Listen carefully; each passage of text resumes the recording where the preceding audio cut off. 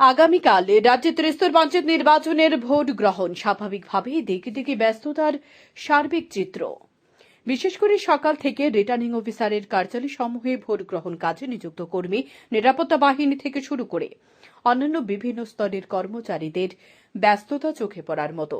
এরকম স্বতঃস্ফূর্ত ছবি সোনামুড়া মহকুমার কাঁঠালিয়া ব্লকের অন্তর্গত 21টি পঞ্চায়েতে 84টি ভোট কেন্দ্র রয়েছে। প্রতিটি ভোট কেন্দ্রে মোট 6 জন করে ভোট কর্মী এবং 3 জন রাজ্য পুলিশ এবং সিআরপিএফ থাকবে। মোট প্রায় 550 জনের মতো ভোট কর্মী নিযুক্ত করা হয়েছে এই 84টি ভোট কেন্দ্রের জন্য। সেক্টর অফিসার 4 জন ভোটারদের নিশ্চিন্তে ভোট প্রদানের আহ্বান রাখেন ব্লক আধিকারিক তথা আরও হোমাঙ্গী ভট্টাচার্য।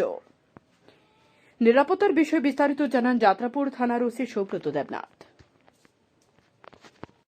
সেন্ট্রাল ফোর্স এসএসবির আমাদের এখানে এক কোম্পানি আছে।